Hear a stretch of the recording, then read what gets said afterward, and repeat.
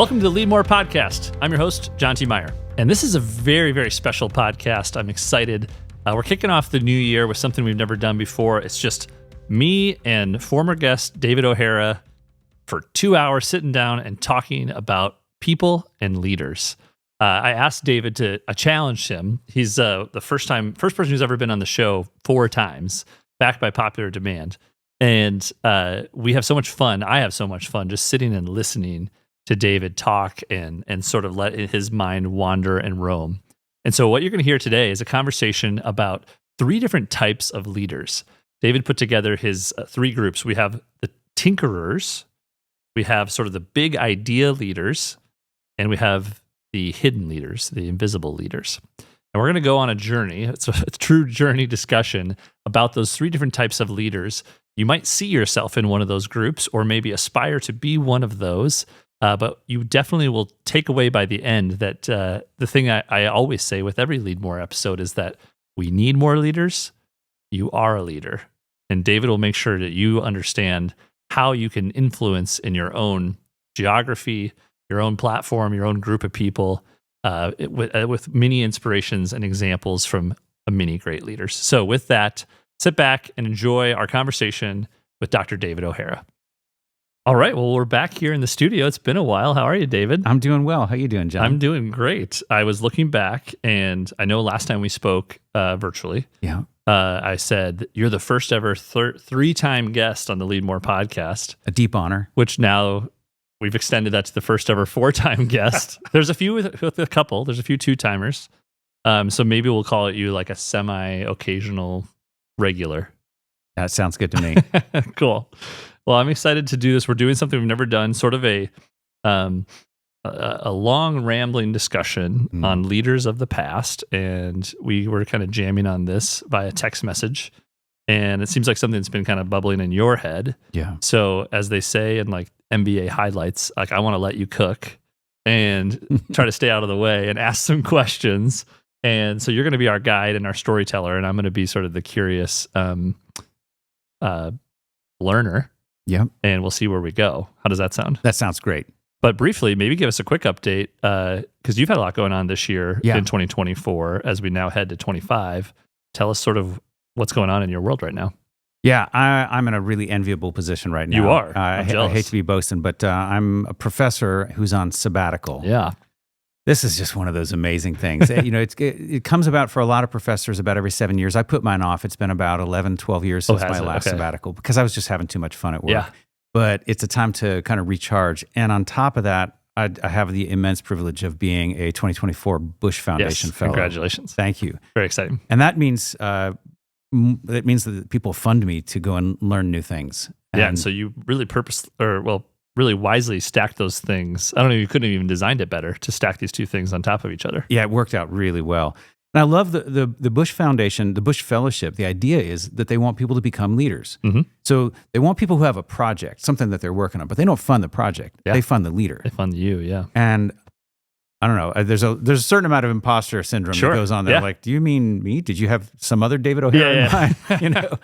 But as you know, and people can go back and listen to some of our other conversations, they'll hear some of the projects that I've been working on. But I've been studying. Yeah. And not just studying in the library, but doing things like that's your style. Freshwater go touch mussels. It, right? I want to go exactly. About a month and a half ago, I was and they encourage you to do rivers. That. Like use these funds to go to corners of the world. Yes, that's right. Yeah. Because there are other people who are doing the sorts of things that maybe I would like to do. Sure. Or they're exhibiting that kind of leadership. And if I go and be with them, I can watch them and learn from them. I'd be an apprentice again. Yeah. This is a great thing to do at this stage in life, at any stage in life, right? That's so cool. And so how has this sabbatical compared to your last one? Well, the last one came at that point where a professor gets tenure. So it's like your whole community says to you, you know what, you've been here long enough. We're willing to spend the rest of our careers with you, which is like, it's one of those things where you've been 7 years in grad school and then 7 years of working at that. And you feel like, oh my goodness, I'm ready to burn out. And they go, you're in. Now you can take a breath. And take a breath. And my last sabbatical, I wrote a couple of books. I wrote a whole bunch of articles. I did all the things that academics ordinarily do. Yeah. And this time around, I've been doing less writing. I've been taking more of the Sabbath part of sabbatical. Yep. and making my study a little bit more leisurely and studying some things that aren't necessarily in my field. I'm a philosophy professor, and I teach classical languages and teach religious studies. And all of a sudden, here I am studying freshwater mussels and the practices of sustainability. Next week, I'm going to be going off to a conference in Vancouver to talk about religion and artificial intelligence. Oh, wow. Yeah, so this is not the stuff that I've dug into when I was a graduate student. Interesting. Yeah. Well, I will say that's been part of why your episodes, and you've always been a fan favorite to come back, is because we go on a winding journey, which I know is very much like your classes that you teach. So hard to take notes in those classes. Well, now we have AI, right? They'll take the notes for us. That's right. So I'm curious because I think doing this discussion will sort of pull out maybe what's been on your brain during this sabbatical. So let's just dive in and kind of see where we go. Okay. So the topic we decided to talk about is on the Lead More podcast, or learning from leaders of the past and how those leaders help us shape maybe the present or future. Yep. And you have maybe as if you were giving a lecture at Augie, you structured it in a little bit of categories. So let's start there. Where do you want to start? Yeah, so I think the categories that I laid out for you were, we got some folks who are sort of tinkerers. Yeah. These are like the polymaths, the people who they study a lot of different things and then they wind up inventing some cool new things. This seems kind of like you, maybe. I admit that I take a lot of inspiration from them. I won't compare myself to these folks. So we're talking about like the Leonardo da Vinci's and Thomas Edison's, and I'm not ever going to. But you've been tinkering this year. I'm a tinkerer. Yeah, absolutely. And then we've got the folks that we think of as being more typical leaders. These are the big idea thinkers. Okay. They might be the people who have a big idea that changes politics or religion or something like that. Or they might be a big idea leader like Napoleon, somebody who's, or MacArthur, somebody who's a big leader on the battlefield, it's George like Washington. Standard, they're a leader. They had very clear followers looking to them. That's right. Okay. Those are folks often when we think leader, those are the first kind of people that come to mind. Yeah. Right. And you think maybe there's always that debate of, are leaders born or are they made? These are kind of the natural born leaders. I think there's a lot to that. Yeah. Interesting. But there's a third category of leaders that I want to talk about too. And those are leaders that we've talked about as being either invisible or they're invisible as leaders. They might be visible in our community, but we don't think of them necessarily as leaders. Yeah. And we can come back to that. But I think there's actually quite a few of those. And those ones should be inspiring to anybody who thinks, I wish I were a leader. You might already be one of those people.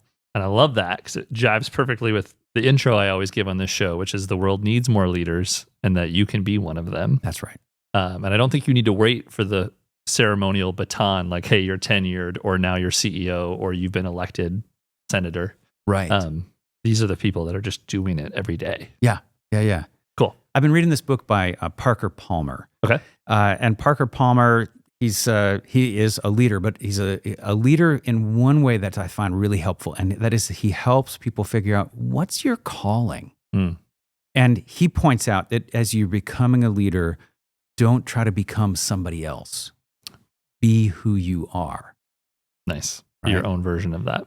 One of the subtitle of one of his books is Listening to Your Life. It's like your life is already talking to you. You've already got these leadership lessons in you. What are they saying? And does that go into, I know at my time at a liberal arts education, we talked about vocation a lot. Yeah. Is that what he means by that? That's right. Yeah. Okay. Yeah, that's right. And define that different than, say, my career. What's a vocation to you? Yeah, that's a great question. So I think of this as being like the difference between, say, making a living and making a life, right? Career is like, it's the thing that you do. Your vocation is the thing that you're called to be. Yeah. If that makes sense.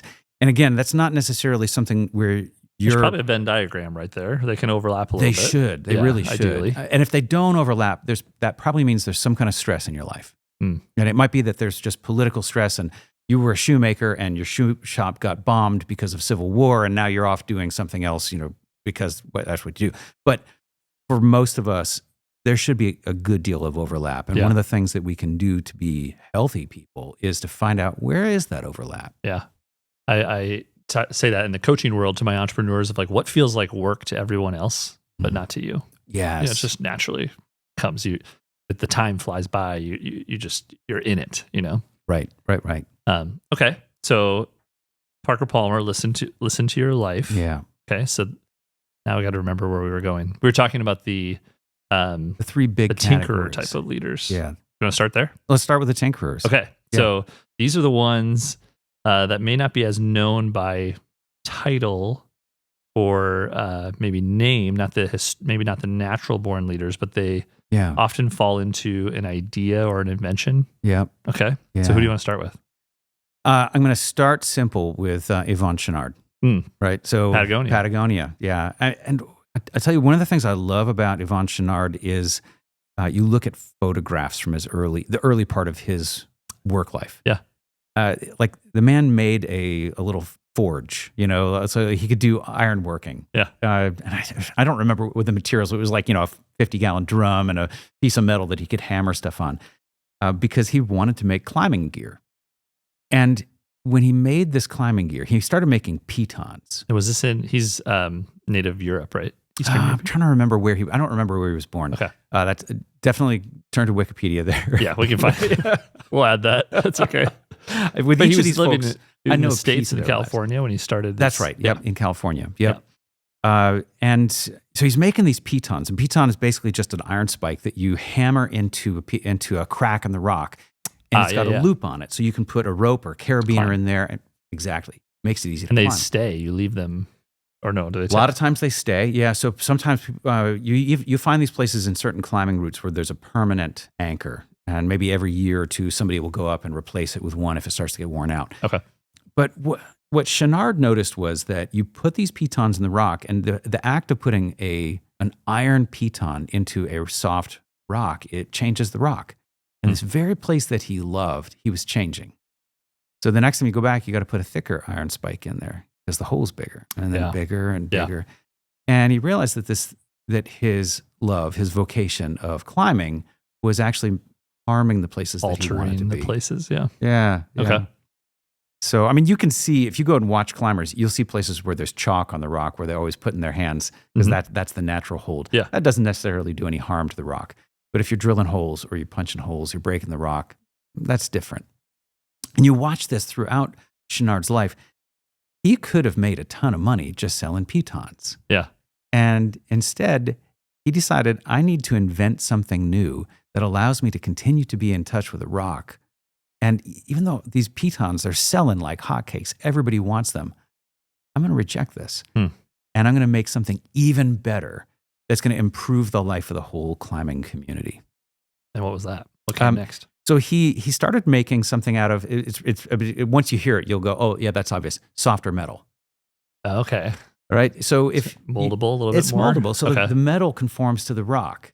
And you can start making pitons out of softer metal. Now, there's a danger in that, and that is not as strong as iron. Yeah. So what if you start making make a chock? A chock is it's a chunk of metal that's maybe got a bit of wire wrapped around it or run through holes in it, and you can stick that in the rock. The chock can be really soft metal, like aluminum. Sure. And then you got a aircraft cable coming out of it. That's going to hold really well. Interesting. And then it's not going to do any harm to the rock or do a minimum of harm to the rock.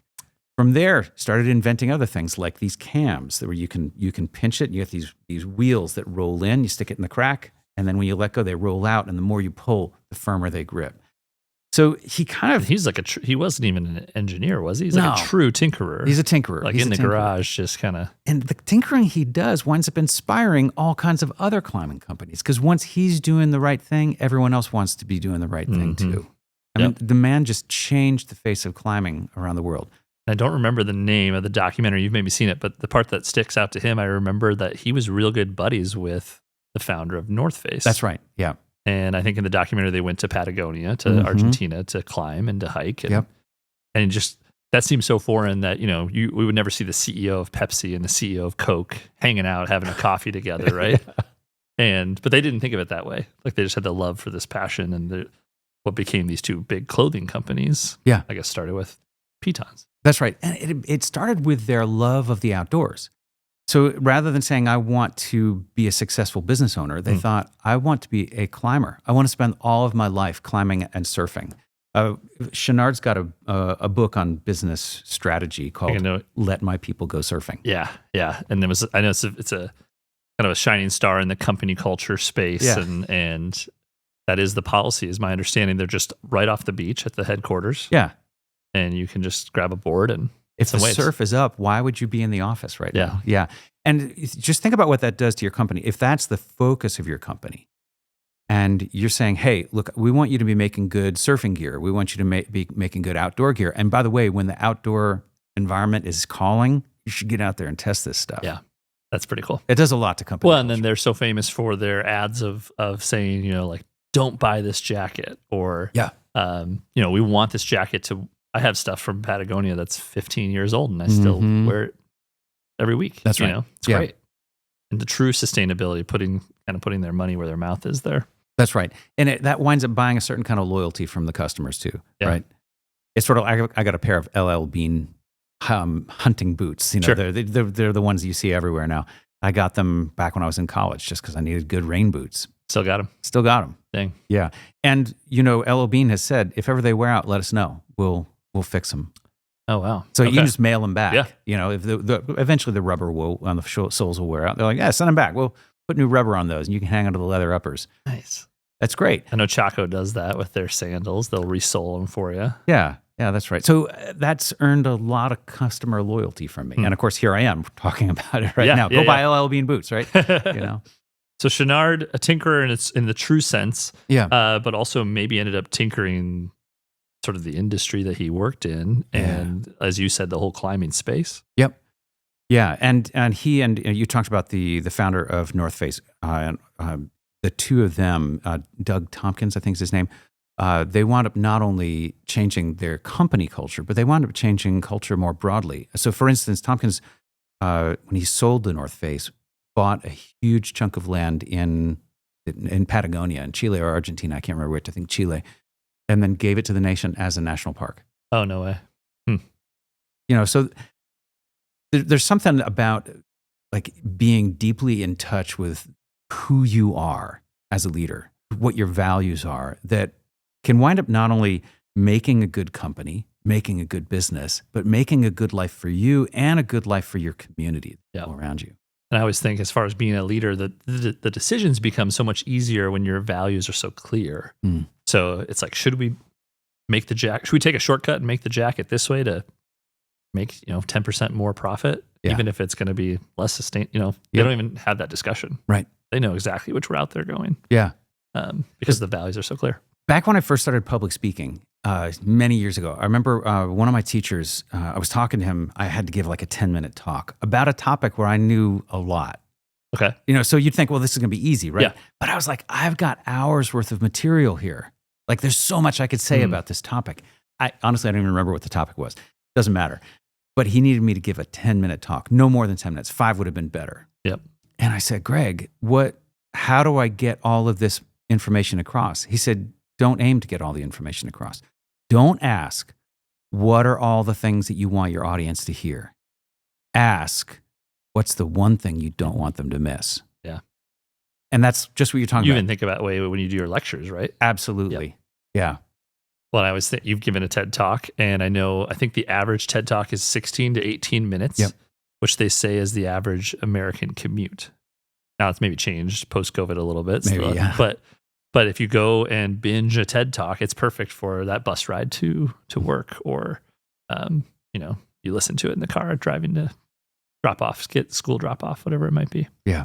And that's that forcing function of, these are people who can easily give a 62-hour lecture, but now they're forced to, the creativity and the constraints. That's right. Yeah. Cool. Yeah. I mean, ideally you want people wanting more at the end of your talk, not wanting less, right? Yeah, because how much do we really take away anyway, right? More than the one idea. Yeah, okay, cool. Exactly. Anything else on Chouinard? No, I think that's a good place. I want to jump off from him if I can, though. Yeah, let's do it. Because there's somebody earlier in United States history who had a similar kind of approach, and that's Henry David Thoreau. Sure. And everyone knows Thoreau. Yeah. You know the name Thoreau. Absolutely. Not a whole lot of us know a lot about him. We might know a little bit here or there, about his work, Civil Disobedience, or his writing of the book Walden and his time in Walden Pond. But here's one of the things that I think is really interesting. He was a tinkerer. He built stuff. So if you've got a wooden pencil, he's the guy who invented how we make those. Like a number 2? Like a number 2 pencil, a wooden pencil with It's got the the graphite inside. If you think about it, you can try this mental experiment at home, or if you listen to this, just could you make one of those? If you had to start from scratch, could you make one? I couldn't. I mean, I'm not very handy, but but what a simple piece of technology. It's got two things. Yeah. It's got wood and it's got graphite. Yeah. But if I had to think, okay, how am I going to get the graphite in the wood, or how am I going to get the graphite in that shape and have it hold together? Yeah. And Thoreau came up with a way of doing that. And this, what year is this? This would be like in the 1840s, something around then. Okay. Called around 1840. And his friends said, dude, you can stop working now. Like you've figured out this process. You have the invention. You can. Yeah, because it was just ink and quill before. Well, there were other kinds of pencils that just no one knew how to mass manufacture them. It's sort of like what Eli Whitney did with things like the musket, actually, and the musket and the cotton gin. But Whitney's contribution to the musket, which is less known than his contribution to the cotton gin, was figuring out how to mass produce them. Okay. Because before that, everyone goes to the blacksmith if you want a musket, and the blacksmith's going to take a piece of sheet metal and round it into a pipe. But what's the caliber or the gauge of that? Well, it's going to be whatever they came up with, right? Yeah. And if it's a really good blacksmith, it's going to be pretty standard. If it's a bad blacksmith, well, it's going to be whatever. You can't mass produce, It's really hard to mass produce that. And for an army, or really for anybody who's just trying to sell, say, ammunition to squirrel hunters or rabbit hunters or deer hunters or whatever, you want some standardization. Yep. But certainly during the U.S. Civil War, that became important. And now we don't. I mean, every nation has standard weapons and standard ammunition. So there were pencils before Thoreau. There were or crayons, or like wax that it was wrapped in paper or that sort of thing that people would write with. And Thoreau came up with a way of standardizing them, making them identical, making them uniformly usable, and mass producing them. Interesting. And when his friend said, "You can retire now," he said, Why would I want to just make pencils all of my life? I've already done that. Now I'm going to go do something else. Yeah. It's fascinating. Occasionally in museums, and you can still find like Thoreau Chouinard, pencils. he probably did the pencil thing because he wanted one to write. That's my guess. You know, like it wasn't like a capitalist, I bet we should make these and people will buy them. It was like, I wonder if I could make my own pencil. Right, yeah. In a true tinkerer sense. So I've been to Concord, Massachusetts, spent a couple of weeks there on a fellowship, and I was studying what Thoreau did and what Emerson and some of the lesser-known transcendentalists did back in the time. I got to see Thoreau's door frame. Is that where Walden Pond is? So the cabin he built, we're not entirely sure even where the cabin was. We got a rough idea of the location. Okay. The cabin, this was 200 years ago. Cabin's gone. Yeah. But he did have a home in Concord, and he did something really interesting. He'd go for a walk every day. He was actually a surveyor by training, among other things, but that's how he often made his money. He would just survey land because the country was young. To do that, yeah, we need to know where the property lines. He would go out every day, and he would just notice what was blooming, or when the leaves were changing, or when the birds were migrating, and whatever. And he had, 50, 60 species of plants and animals that he watched. And when he got back from his walk, he would jot down what he saw every day. And so some of the stuff that he wrote, he never published it because he was just doing it for his own sake. Yeah. He was a tinkerer. He just wanted to learn. We might think of this as science today. Back then it was, or we call it phenology, the science of when things appear. But he just wanted to pay attention. Yeah. When we look at those notes that he made now, we can see that there's a significant change in when plants are blooming and when animals are migrating in New England from Thoreau's time. It's a change of several weeks. To present day. To present day. Wow. So his notes have actually become one of our important sources of information about the change of the climate. Interesting. Yeah. Huh. Yeah. This is just a journal. It's just a journal. And again, he's taking his pencil and writing on his door frame. Yeah. The lilies are coming up now, that sort of thing. Makes me think of the, measuring my girls every year on their birthday. It's just like that. It's like the little notches in the wood. Yeah. That's interesting. So maybe you want to do another tinker, but I'm trying to start to think of what's the thread or the through line that tinkerers have in common. Besides curiosity is the obvious one. Yeah, that's a great question. So as I was coming up with my list of tinkerers, there were a couple others that came to mind. Of course, Leonardo da Vinci, and anybody who wants to, I'm not the source on that, but Ken Burns, I think, just came out with a great documentary on Leonardo. So go watch that.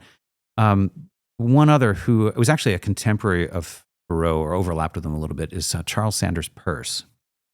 And Peirce, spelled kind of like Pierce, P-E-I-R-C-E. Yeah. Charles Sanders Peirce he was trained as a chemist.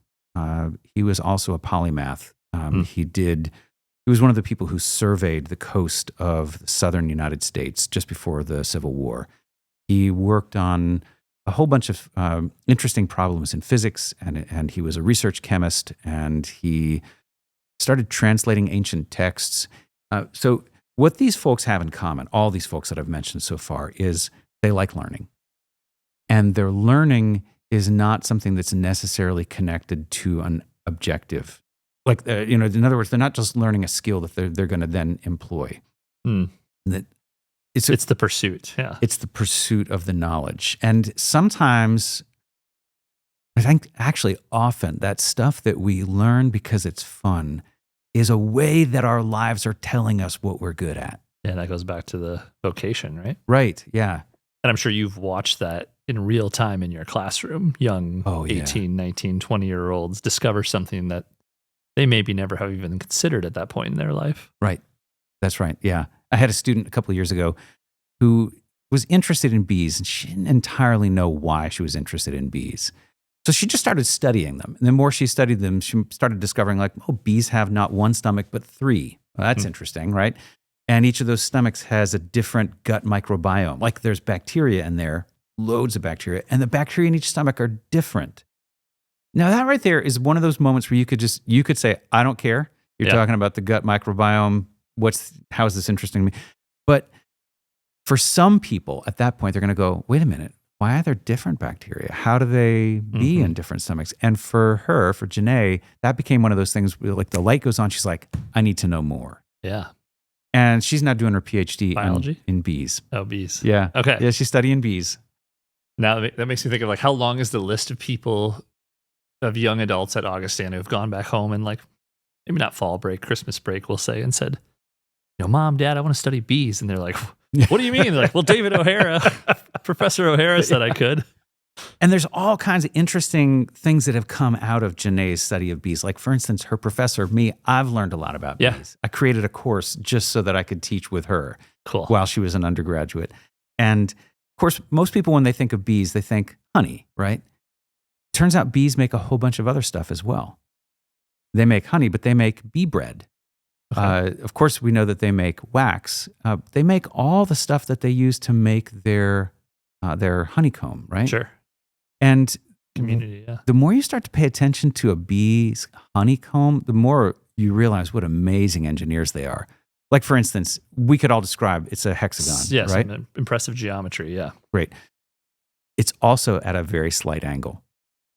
Like if you were to go into it from the side, it would not be a flat, level entrance. Okay. It's angled just very slightly. Is that for runoff? I think it's to keep the young inside, probably. But they all do it at roughly the same angle, and it's a very slight incline. Interesting. It's a little bit of gravity there, so they can't maybe get out right away. Yeah, that might be so. And of course, they're making all these other products. When we start studying those other products, we realize that evolution has discovered something through bees that we don't yet know how to do. Just for instance, making honey is amazing, right? Yeah. And I don't know if this is quite right, but I remember somebody telling me that when some of the pyramids in Egypt were dug into, and these things had been sealed up for thousands of years, 3,000, 3,500 years, there was food in there that was still edible. So they put, offerings in with a pharaoh. Yeah. Tribute. Or... Yeah. So they asked me what it was, and I was like, salt, obviously, right? And they said, no, honey. Preservative. The honey doesn't go bad. Somehow honey is resistant to decay. That's also pretty darn remarkable. That's pretty cool. Yeah, that's pretty cool. She's studying the bees, and people are thinking honey, and that's good. And she's discovering there is so much knowledge in the bees that could change our lives. Is the honey got antibiotic properties, for instance? Could we learn something for medicine from that? Yeah. What about their gut microbiome? Is there something that we can learn there about digestive health? or about just breaking things down and maybe making new kinds of fuels like biofuels? What about the wax that they're making, the propolis that they're making? There's a load of wisdom in these tiny little creatures. And by the way, it also helps that every third bite that you and I take of our food each day is dependent upon pollinators like honeybees, and loads of others. So we're kind of pretty closely related to these creatures. Well, and I've heard I've seen the headlines of how important bees are, and of course the danger of our bee populations diminishing, and what that might mean. It sounds like it means more than we even realize. Yeah, that's right. Interesting. Yeah. So would you consider this student a tinkerer in that same sense? She is. Yeah, sounds like it. Yeah, she's. I said I felt privileged because I'm on sabbatical, but I feel even more privileged when I get to meet students like that, because I think she's going to change the world. So, trying to think, the through line there, besides curiosity, maybe is the love of the pursuit of knowledge, not to necessarily level up or apply it to unlock some new door, but just for the pure enjoyment of the pursuit and the learning. Right. Yeah. Do you find that tinkerers, are they collecting the knowledge and not, I don't want to say hoarding, but is the goal to just to collect and discover, or is it more just we'll see where this goes? I have a feeling that the answer is pretty complex, that there's probably there's as many different kinds of tinkerers as there are types of people. There might even be different kinds of tinkerers inside you and inside me, right? Sure, that makes sense. So I think if somebody is going to be a tinkerer and is going to be a leader, it's going to be important to be somehow connected to a community and to be not just gathering the information, but cultivating your own inner life. And this is going to be one of those through lines, I think, for anyone who wants to be a healthy leader, is cultivating the inner life and making sure that it doesn't separate you from other people, but actually connects you to other people. Yeah, that's good. And we have this conversation with students when the students come into college, I ask them, so what do you want to do? What are you good at? What do you want the story of your life to be? And for a lot of them, the very first thing that comes to mind, and this is important, is I want to make money. Okay, well, that's good. Yep. You're going to need money, so do make money. But, and here's where I get kind of annoying as a philosopher. Philosophers, we tend to sound like 3-year-olds sometimes because we just keep asking, why? Like, you want to make money. Well, why do you want to make money? And they always look at me like I'm, stupid. Yeah. Like, everyone wants to make money. Like, okay, but bear with me. Why do you want to make money? Well, I want to make money so that I can, buy the things that I want. And you wait for it. Why? Why do you want to buy those things that you want? And, if you keep kind of pressing down that road, and I won't make your listeners bear a lot of whys, eventually almost all of us will come to, because I want to be happy. Okay.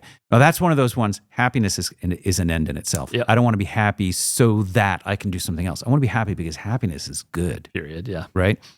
And then we can start to talk about what does happiness look like for you? Almost always, again, it's going to involve other people. I want to be happy with my beloved. I want to be happy and be a mom or a dad. I want to be happy with my community, the people that I work with my house of faith, or with the people that I go to a street party with, whatever. I want to be happy with those people. Yep. So the tinkerer has that challenge. The danger of the tinkerer is that you kind of go into your ivory tower, or you go into your laboratory and you come out as Frankenstein. Yeah, you're not sharing it with the world. Yeah. Right, that's right. Mm-hmm. Oh, I like that a lot. Okay.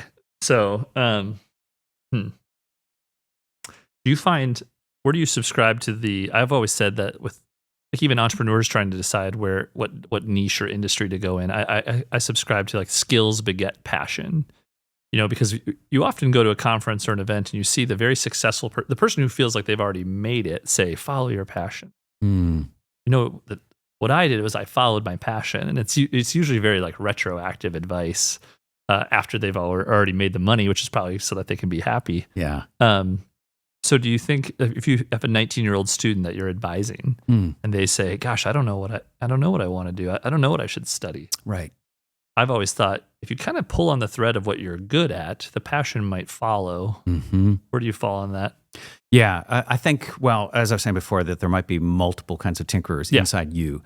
I think that we're complex beings. And one of the things I want my students to do is definitely get a job that will help you to make money, because that's the world we live in. Yeah. But when you're coming to college, you're 17, 18, 19 years old, there's a whole lot you don't know yet. So you might think that you know what you're good at. you might think that you know what your passions are, and you're probably partly right. But it could also be that you've got a passion for wine, and legally you can't drink it yet. Sure. So some of you, some already have. But, untapped potential, yeah. Right, but I mean, no one's become a sommelier when they're 17. They Sure. don't necessarily know that they could become one. And so maybe when you first discover that people are really interested in wine, you go, well, why? Like, what makes one wine different from another? So that's not necessarily following your passion. That might be following your nose. It might be following new experiences. Yeah. You know what I mean? Yeah. So one of the pieces of advice that I give to young people is when you're starting off to plan for college, go ahead and pick a major. You want to major in business, you want to major in nursing, whatever.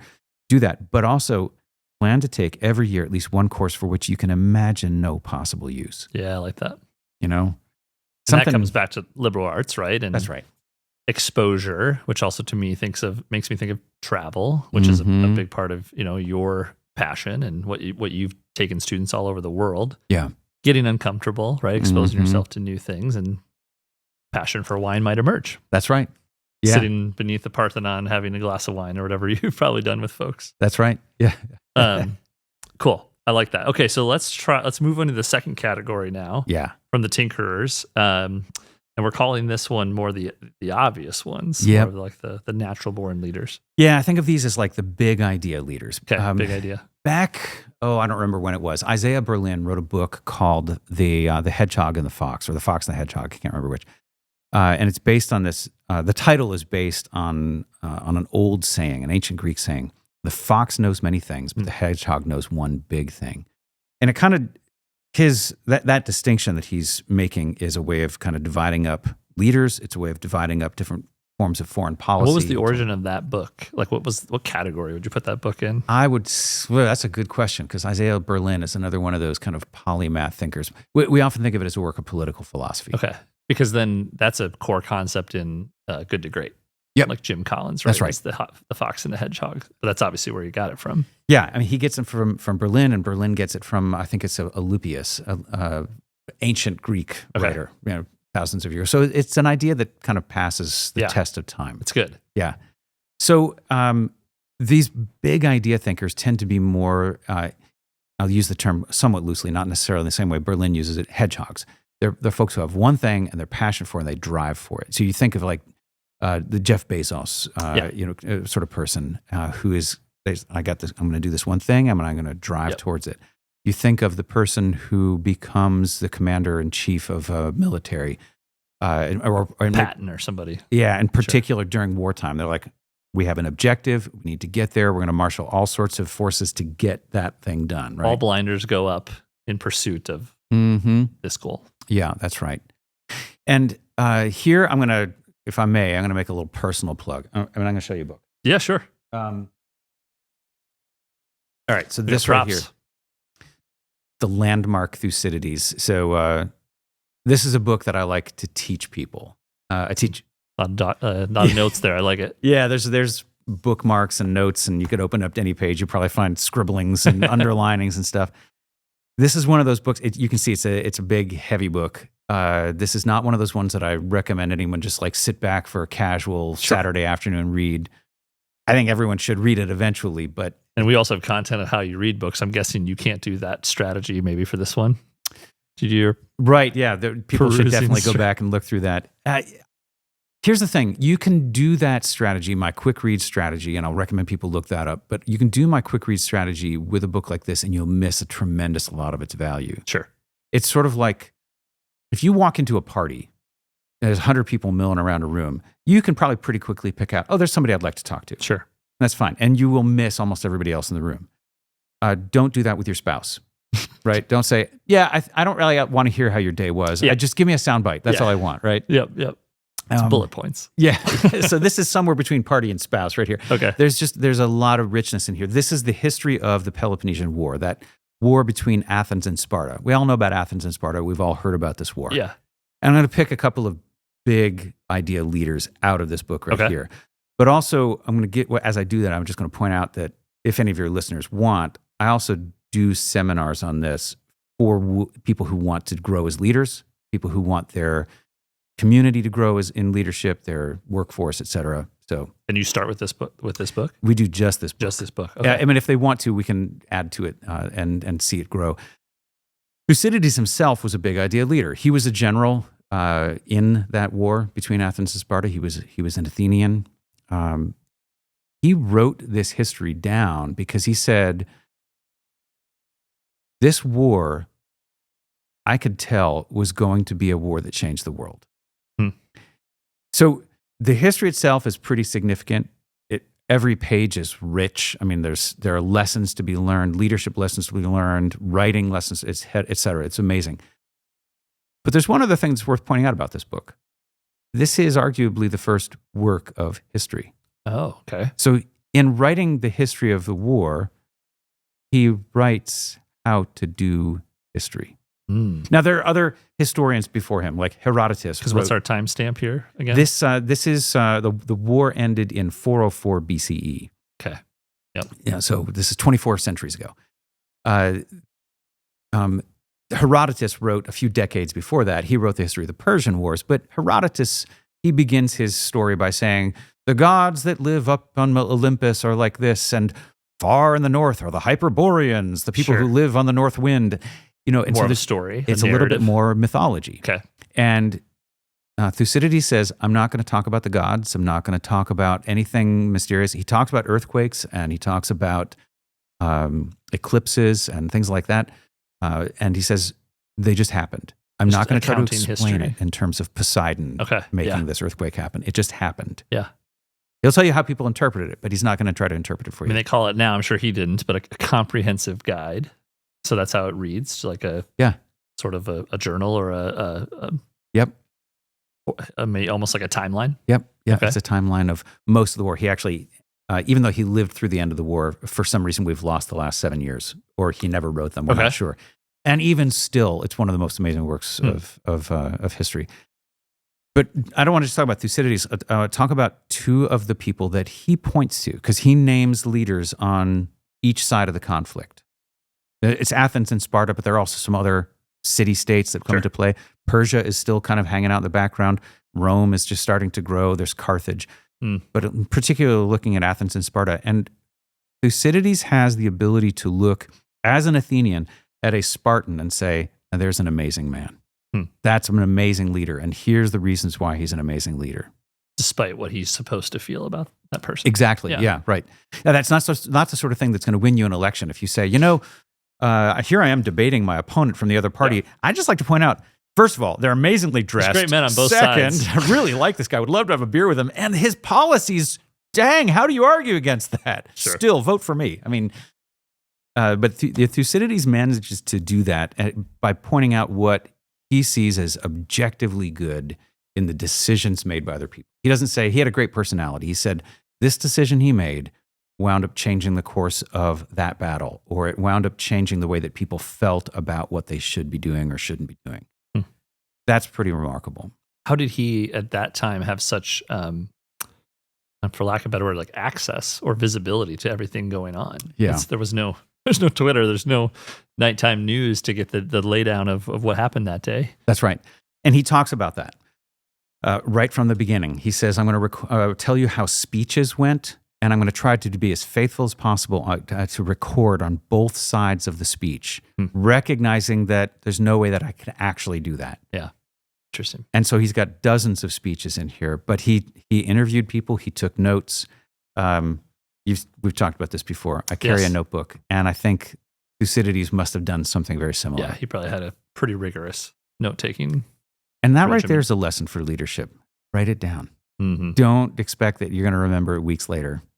Write it down. I just saw a really interesting little clip. Maybe I told you this, from Sam Altman was interviewed about David Perel has this podcast called How to Write, I think is simply what it's called. And Sam Altman went into this long kind of diatribe about how the type of notebook you should have. And everybody feels very strongly about these different things. But for him, it's a tearaway with a bound, spiral bound, so you can kind of flip it and tear it away and pull things out. Yeah. And I know you also have quite a bit of rigorous notes. You also do pictures, I know. I do, yeah. And so I love taking notes. I'm not good at referencing notes. when you finish one, what do you do with it? With all my notebooks, I hang on to them. I've got notebooks dating back 40 years. I know that someday they might get lost in a tornado or a house fire or who knows what. It's just hard to let them go. It's hard to let them go. Yeah. So one of the things that I do, you see right in front of me, I got these two things. I don't know if they show up on the camera or not. I've got my notebook that goes with me in my pocket, and I've got something that I printed out. Mm-hmm. And the notebook that's with me in my pocket, that's for taking quick notes on the fly. Maybe at the beginning of the day, I'm going to put down things that I want to make sure to accomplish today. The end of each day, and I think this is important, I make it a to-done list. And you've talked about this on Lead More before. Yeah. I think that's really helpful to be able to look back and say, maybe I didn't feel like I accomplished much, but when I look at the list, I go, dang, what a productive day. Yep. That's important. Yeah. It's also really helpful to see a never got done list and look back. Maybe the same item shows up for months at a time, and you go, well, maybe it wasn't all that important then. Yeah. If the world is still turning and I didn't get it done, okay. And so going back over my notes, on a fairly regular basis, even going back a couple of years sometimes can be really helpful. Yeah, this new book, it's called Meditations for Mortals. 4 weeks to embrace your limitations and make time for what counts. So Oliver Burkeman, he wrote that book called the 4,000 Weeks, which is roughly how many weeks, the typical lifespan. And so he interestingly did it in kind of more of a rooted in kind of Stoic philosophy, but it's written as a 28-day sort of, you can read a chapter a day. Yep. And this idea of the to-done list came up there, but also this. I liked what you said about being okay with having to-dos that are undone. Yeah. Because he said a huge part of it is just accepting that you'll never reach this list. That's right. We run this, inbox zero and this productivity game. And if I get the right app or the right journal or the right process, then only then will I have, peace and calm. Right. It's not going to happen, right? Right. You have to go find it and be okay with it whether it be sitting by the pond or outside for a walk, right? Your to-do list will still be there. Yeah. And that's okay. I've heard some good leaders say this in various forms, something like, if your life's work can be accomplished in your lifetime, then your dreams are too small. Yes. That's great. There's something nice about that. I like the idea of planting trees under whose shade I might never sit. Yeah, that's one of my favorites. Yeah. And being okay with that and accepting that and maybe even striving for it, as you're saying. Right. Yeah, that's great. Yeah, it allows you to step back from your life and ask, okay, what is the big picture here? Knowing that I've got 4,000 weeks, knowing that I am mortal, knowing that whatever I do, other people are going to have to live with. What is it that I'd like to leave behind so that maybe a few generations from now, people will look back and say, gosh, I'm really glad that John and Dave did that. Yeah.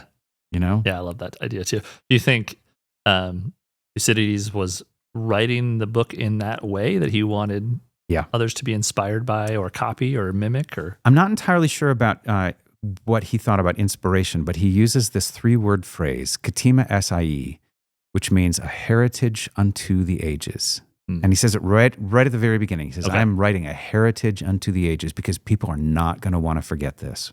Yeah. Well, I don't know what your philosophy brain would say, but there is this, I kind of see both sides of it.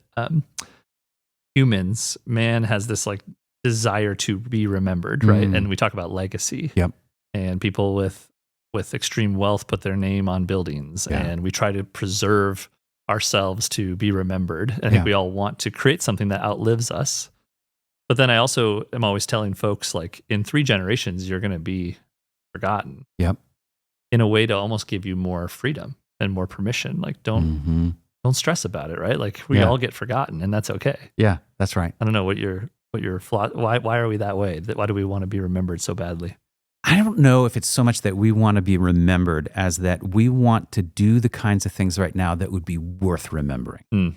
I don't know how much we're thinking about, way into the future. When Mao Zedong, was famous about this, that Chairman Mao wanted to be remembered, and his followers wanted his body immortalized. I don't know how much he really cared about that, but I think that all of us, we want to live right now with people in such a way that we'll do something and they'll say, I'm glad that you did that. Yeah.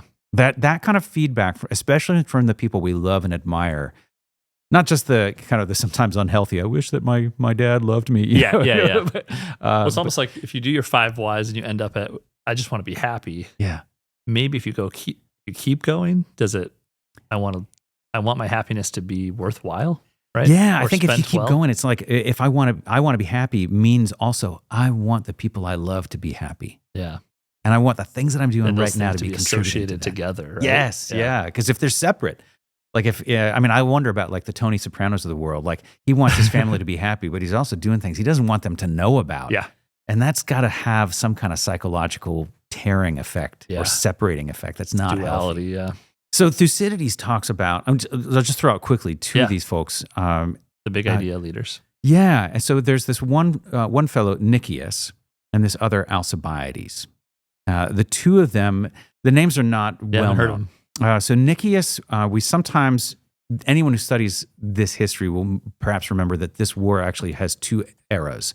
There was a peace in the middle of it, which Thucydides says it wasn't really very peaceful. But the peace was negotiated by somebody named Nicias. And Nicias was a general who thought that fighting is not good for us. The less we can fight, the better off we are. Because fighting kills people, it does damage to property, it does bad things to the economy and so on. Seems right? Seems wise. Yeah. And so he negotiates a peace. He's an Athenian. They're both Athenians. He negotiates a peace with Sparta and says, let's stop now. And multiple times during this war, both sides had an opportunity to stop and to walk away, shake hands, and they would have been fine.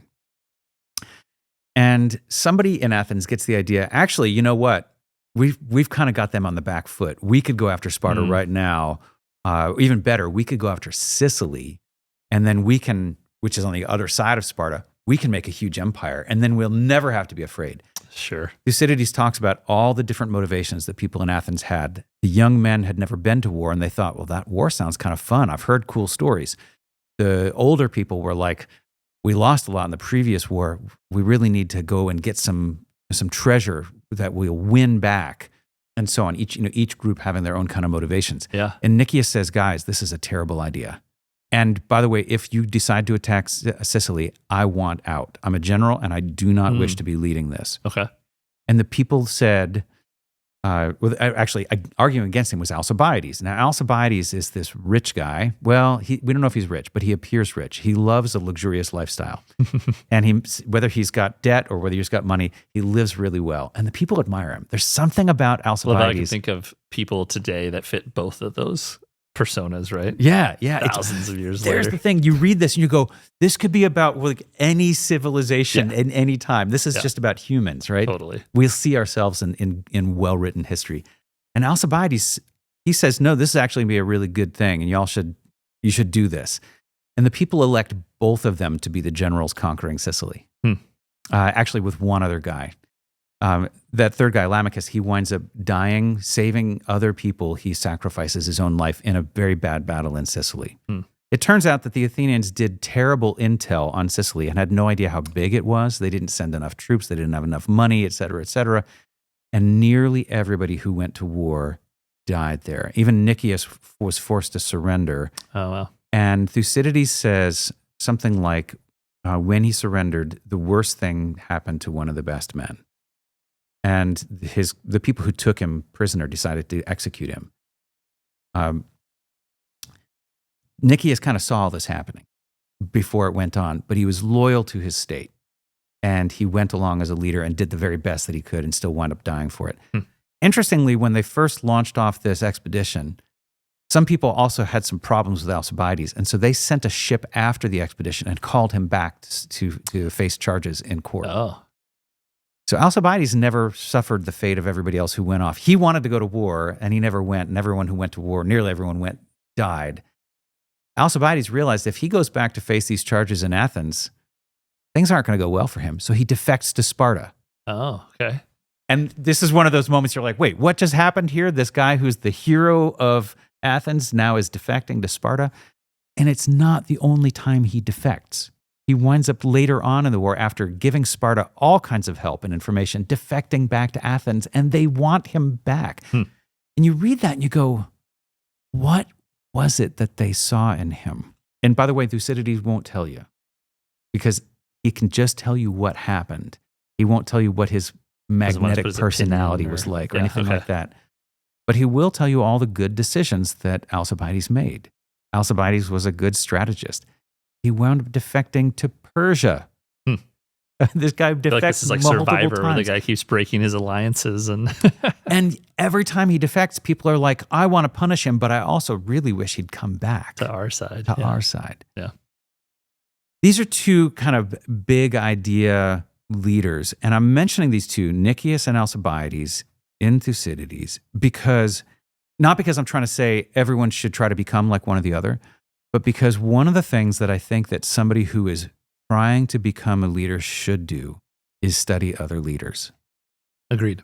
And then ask the question of these two, or we can throw in the third, these three generals who went off to the Sicilian expedition, is one of them worth imitating or not? Or are there elements in their lives that are worth imitating? What would I have done in their circumstances? I think we have a tendency to look at somebody, again, we'll look at Jeff Bezos, we'll look at Elon Musk, or we'll look at whoever it is, somebody who has risen really high in prominence, made a lot of money, made a big business, and say, what do I do to become like them? Yeah. And then we kind of get into like a little fanboy idol worship with them. Match their morning routines, and we try to wake up when they wake up and eat what they eat, right? Like, right, exactly. What does Mark Cuban have for breakfast? That's what I'm going to have for breakfast, and then I will be like Mark Cuban, and I will change the pharma industry. And Parker Palmer, once again, says, no, don't try to become somebody else. Be who you are. That's how you be a genuine leader. You try to become somebody else, you might wind up looking like a leader to other people, but you will probably be supremely unhappy. Mm-hmm. You'll probably have that psychological divide inside yourself. Your career and your vocation will probably not line up in a way that's healthy. Yeah. And like your young woman with the bees, right? You're likely going to be more successful if you pull on the thing that's most uniquely you. Right. Yeah, that's right. Mm-hmm. That's really good.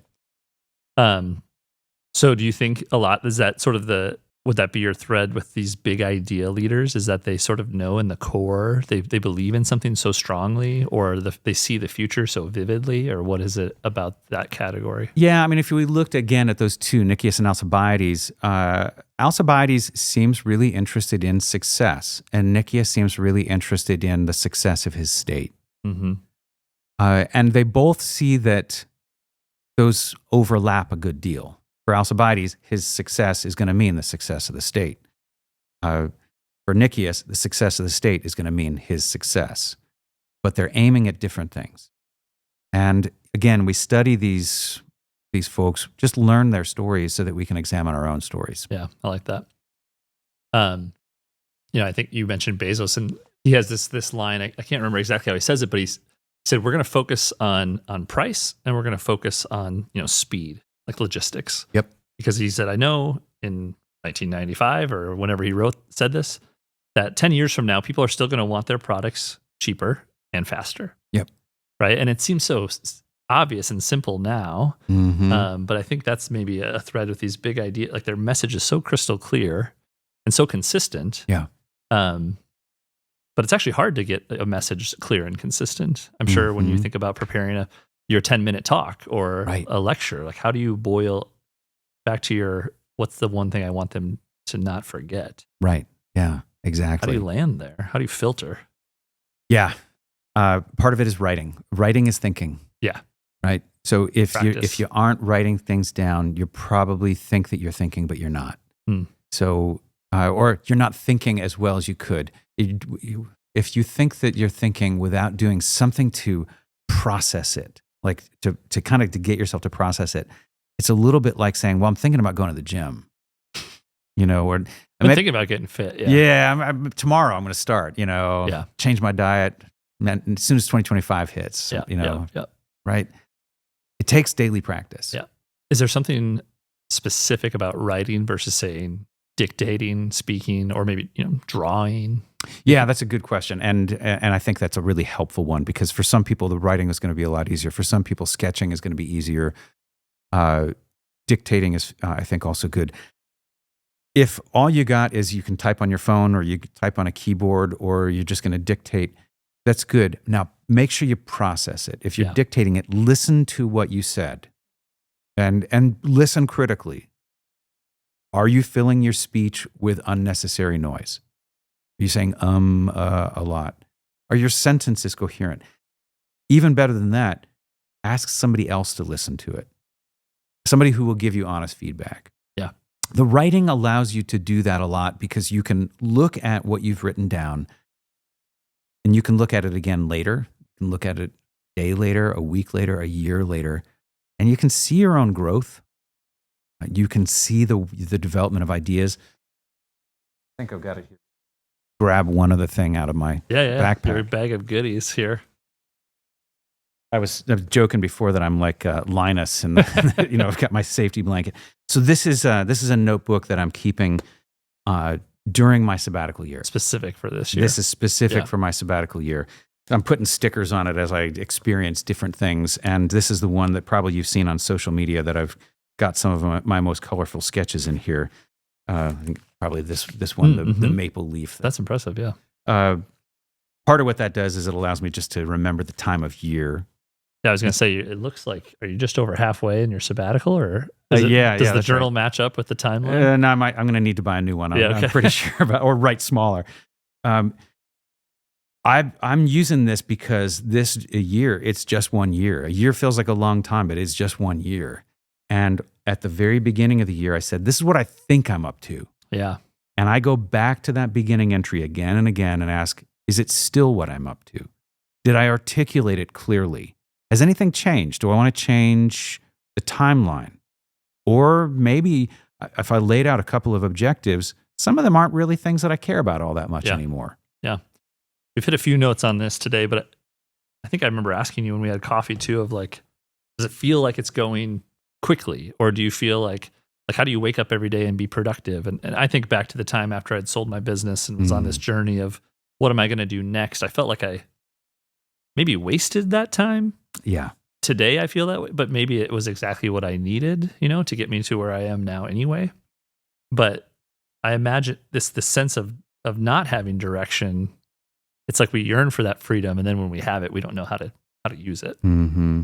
But I like the idea of rooting back to that page one or day one of, because did you set out with a goal? Yep. Okay, and tell us the goal for the sabbatical is. Well, so I set out with the big overarching goal of using this Bush Fellowship and the sabbatical together and to become a better leader with a particular project in mind. Okay. And I said, in order to get to that goal, I'm going to do 3 things. I'm going to study, I'm going to travel, and I'm going to write. I should say travel and study and write, because the travel is intended to study. Go and visit people who are doing the things that I think should be done, study what they're doing, and then take time to write about that, because the writing is thinking. Yeah. And so if your head hits the pillow, are you just hoping you did one of those 3 things each day? Yes. Well, no. I mean, I think I'm doing all of them every day, because there will be days that I'm going to focus on reading. And that's going to be the study. But I'm also doing just little bits of planning as I'm reading. Okay, I'm reading about this mussel farm in Connecticut. I need to get over to Connecticut. So maybe I'll just send a LinkedIn note to the guy who's running the mussel farm. Yeah. It's not quite the travel that day, but I'm working on it. Okay. Things are incremental. It's those kind of atomic moments that add up to something much bigger. Cool. Okay, so I think your journaling and we talked about the to-done list and the rooting back on day one. I think there's a few nice threads there connecting with your sabbatical. But your mussel farmer, I feel like, will lead us to our third category of leaders, what we're calling more the hidden leaders. The hidden leaders. Yeah, I'm curious about that one. Good way to put it. Yeah. I'm going to recommend a book, actually a couple of books by somebody named Jocelyn Davis. Okay. She's got a book called The Greats on Leadership, for instance. The Greats on Leadership. The Greats on Leadership. So Jocelyn Davis is another one of those polymath types. She was a business consultant for many years, and then she started studying the great texts of both Eastern cultures and Western cultures. Okay. And compiled lessons of leadership from classical Chinese philosophers and from people in the Middle East and classical European and American thinkers and so on. And that's really cool. I recommend her books. She's got a number of them on leadership. When did this one come out? The Greats on Leadership came out just a couple of years ago. She's got a brand new one just came out, I think, this month. Okay. And it's more of a personal nature. She talks an awful lot also about leading without authority. And I think that might even be the title of one of her books. Sure. How do you lead when you don't necessarily get to be one of the greats, but can you still learn from the greats? Can you lead in a way that other people might not recognize as leadership? Yeah. And still in your own way, like we've talked about today. Yeah, that's right. And all of us are going to face limitations, right? Some of us are going to get to hold political office, or we're going to have, military leadership, or whatever it is. Me, I get to stand up in front of a classroom, and for that moment, I'm the tallest person in the room because everyone else is sitting down. Yeah, we all have those moments, but for most of us, most of the time, we're either on a level playing field, or we feel like actually we're feeling powerless. It's how a lot of people feel when they vote. They're like, absolutely, millions of people voting, and what does my vote count, right? Yeah. Well, it does count, especially if you combine it with the whole of a life lived in community with other people. Also feels like our, at least retroactively explaining the most recent election, was people who felt like their voices weren't heard. Yeah. Right. Yeah.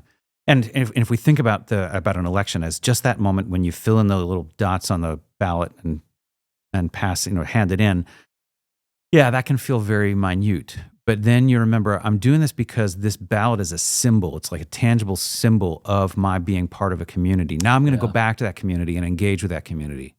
I'm going to go and love my spouse and my children and my parents. I'm going to be part of my neighborhood. I'm going to be part of my workplace. And I'm going to make sure that it's not just about me filling in some dot, but asking, what do all these people around me need? Yeah.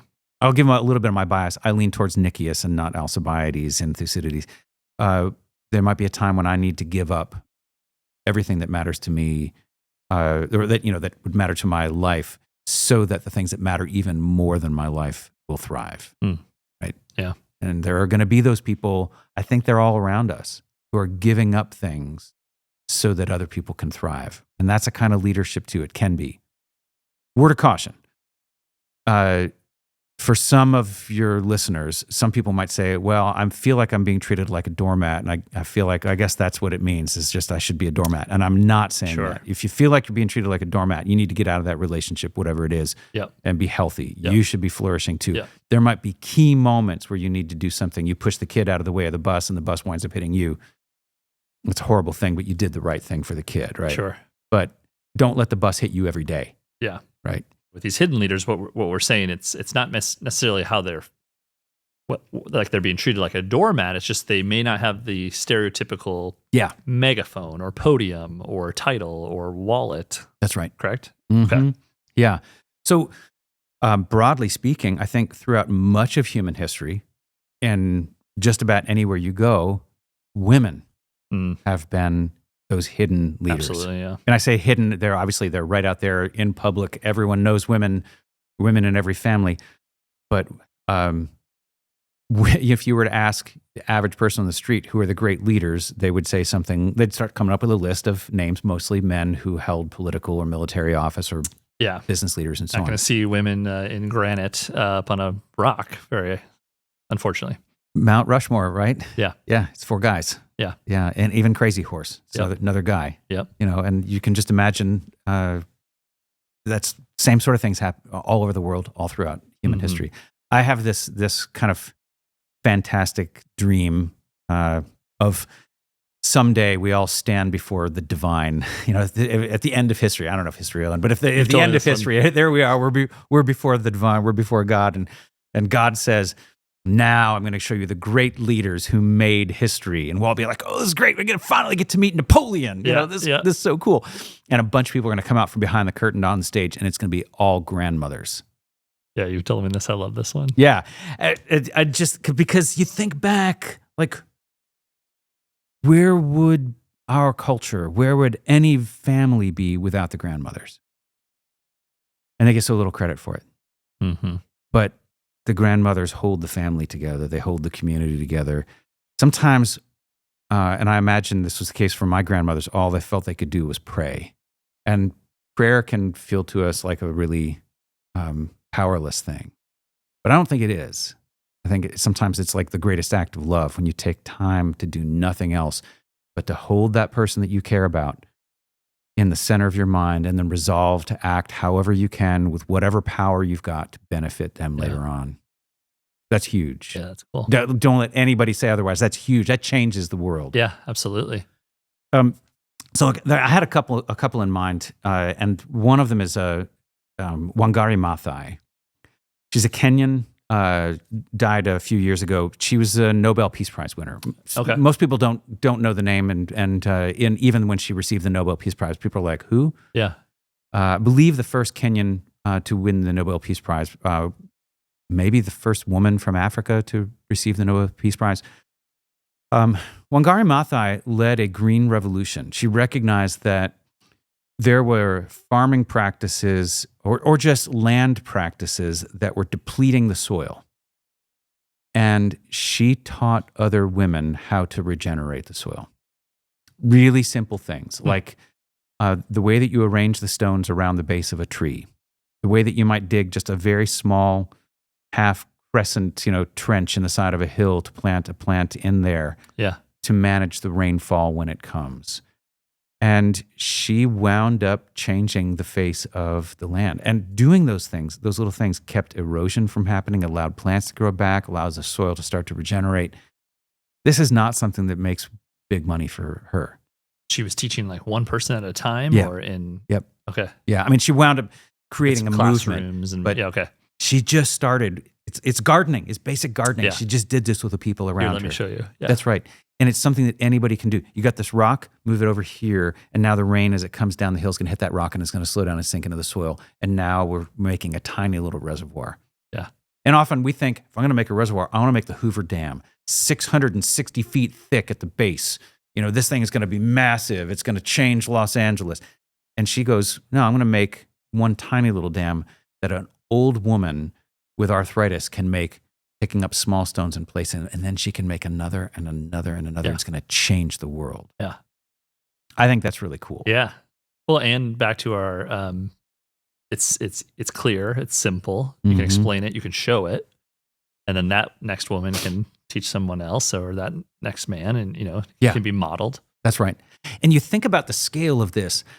If you look at a satellite image of the continent of Africa, so you can see the colors, where it's going to be tan, where it's dry, it's going to be green, where it's wet. The Sahara takes up this huge belt across the middle of the continent. If you look at those places where the Sahara is, there are stumps of trees. There are ancient lakes. There are even some tiny little lakes that still have like fish and alligators in them and so on, or crocodiles. Yeah. There are the remnants of ancient forests there, which means the Sahara once was a forest, or much of it was. And it's changed over time. And Wangari Maathai had this idea, not that she's going to change the whole Sahara, but she's going to change the little part of Kenya, which isn't even in Sahara, this little part right here, and that's going to have ripple effects outward, because more people will learn what I'm doing, and they will teach a few people, and they will teach a few people, and this can spread across the continent, doing harm to nobody and benefiting everybody. That's cool. That's really cool. The other guy I had in mind is somebody that I expect none of your listeners will have heard of.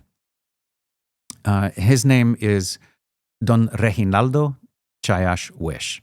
We'll put that one in the text. Yeah, that's right. Don Regi, or his name looks like Reginald. Yeah. I saw that, yeah. And Don is just like an honorific. So his parents called him Spanish. Reginaldo. It's a Spanish name. He was one of the last people on the planet to have heard the Itza language spoken by monolingual speakers. He died of COVID. He died 2 years ago. He was my teacher in Guatemala. He's the father of a dear friend of mine in Guatemala. And his parents only spoke Itza. Itza is one of the Mayan languages. I think there's 26, something like that. Would it be like a tribal, geographic? Okay. Yep, exactly. And it's a number of these languages in Guatemala. Many of your listeners might have heard of Chichen Itza in southern Mexico. So the Itza part, ruins, right? It's the ruins made by his people back when they ruled much of the Yucatan. So they were a massive kingdom.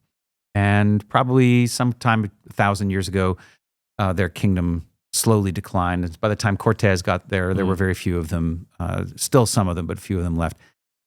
I knew about a half a dozen people who grew up at the time of Don Reginaldo who heard Itza language spoken. They knew it was going away. And you could just look at that and say, oh, well, what are you going to do? Just throw up your hands. Don Reginaldo did not have very much education. He had, basic grade school, middle school education, but he grew up in the Guatemalan equivalent of a Native American reservation. Okay. And so even his education was in a place without electricity, without roads, without paper currency until was late in his childhood. And then in the 1930s, the government of Guatemala banned the teaching of and the speaking of native languages. So when he went to school speaking Itza, he and his classmates were struck by their teachers, slapped on the wrist by a ruler or whatever, sure, and made to speak Spanish. So by the time I met him in the 1990s, in the early 2000s, he just 80? spoke Spanish. Okay. And he was 80. Yeah. I met him actually 2005, I think was Okay. sometime around then. And before then, back in 1996, the Guatemalan Civil War ended. This has been a 36-year-long civil war. Guatemala had one of the largest pieces of unbroken rainforest in the Americas, outside of, say, the Amazon. Yeah. Which is really important for us. It's sort of like going back to the bees. We need the bees, but we don't really like the bees all that much. We don't want to be stung, but they're actually helping us eat. The rainforest is doing all sorts of good for us as well. And Don Reginaldo said, the Civil War is over. We have an opportunity right here. Try to reclaim just a little bit, 16 square miles of the rainforest that once belonged to his family's kingdom. It was spread over 1,000 miles. Just give me this little bit, and I'm going to try to teach the little bit of the language that I remember.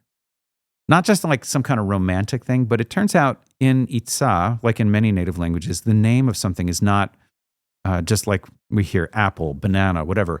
It's the fruit that heals. Or it's the plant that's good if you have rash, or the plant that if you chew it, it will change the way that your stomach feels when you're not feeling great. It's not a label, it's a descriptor. It's a descriptor. In other words, the Itza language is to some degree a scientific compendium of the rainforest. You think about, for us, like all the cancer-fighting drugs, for instance, that we found in the bark of trees. Yeah.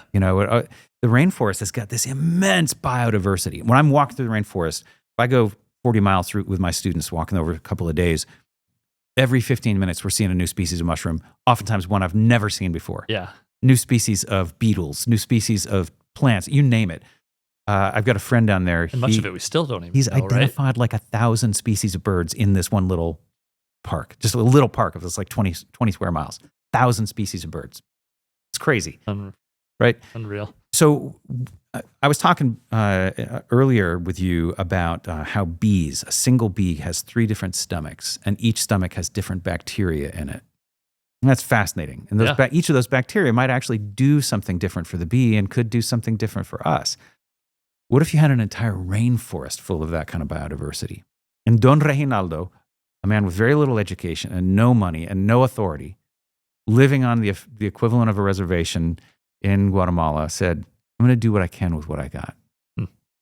And so he founded a tiny little organization, the Bio Itza Association. Bio is like biology. So it's in a sense, it's like the Itza Life Association or Biology Association. And we're going to do what we can to preserve this land, this culture, this rainforest, and the language. Yeah.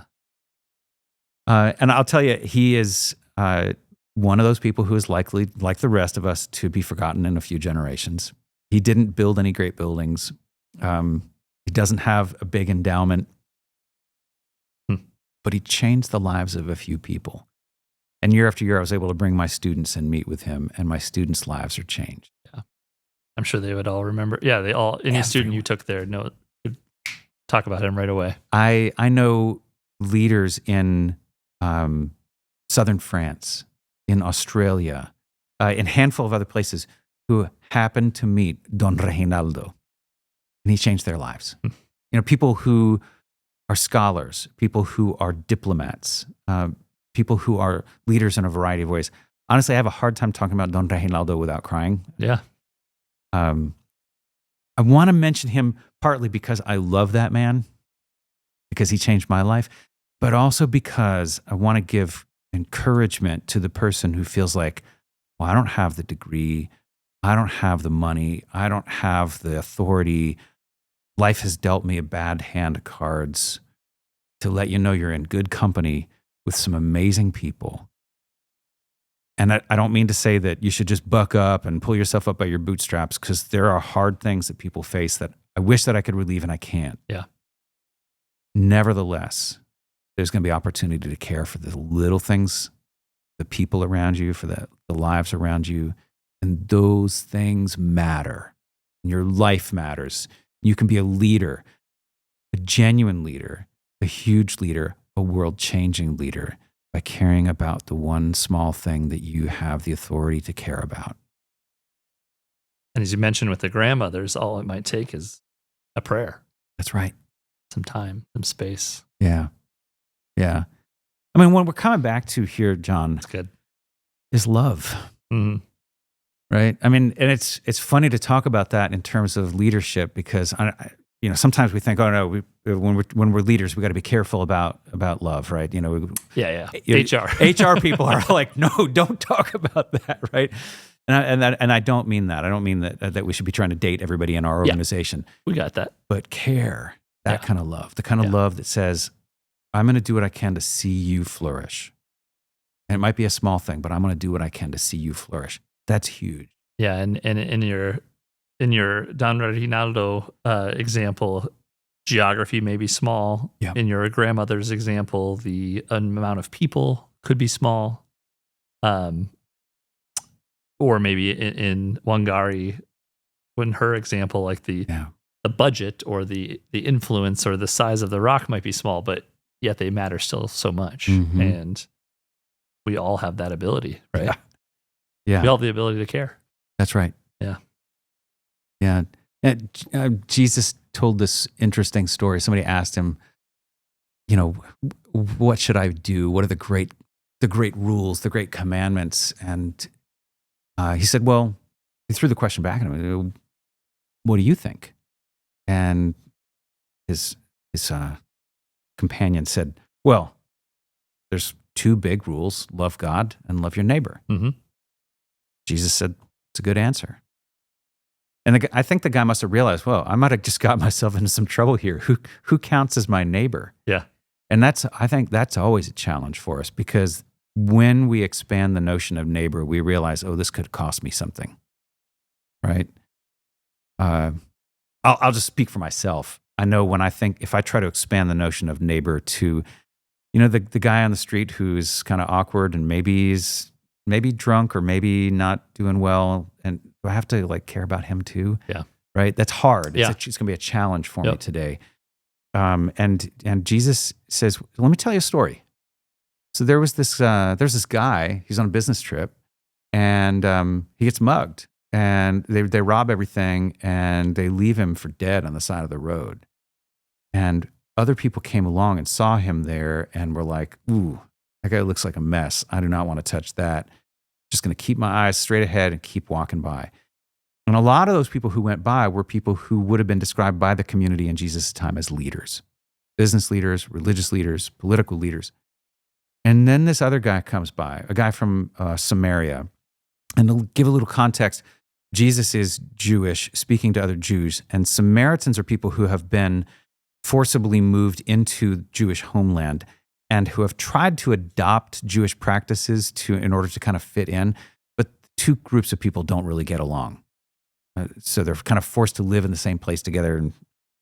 And this last guy who comes along and sees the guy in the ditch is a Samaritan. And he sees this guy and says, I got to help him, because he's like me. They're probably of two different ethnic groups, but Sure. He sees this guy's like me. He puts him on his donkey, which would be kind of like picking up a hitchhiker, right? Yeah. Takes him to a hotel. There weren't really hotels, but takes him to an inn, someplace where people could care for him. Says, I need to keep going. But what I want you to do is revive this guy's health. And I'm going to come back through here. I'm going to pay all his bills. Yeah. I just think about medical bills today. Yeah. Oh my goodness. Who's doing that today? Yeah. What is this guy committing to? Yeah. And Jesus says that guy was the neighbor. It's just one little act.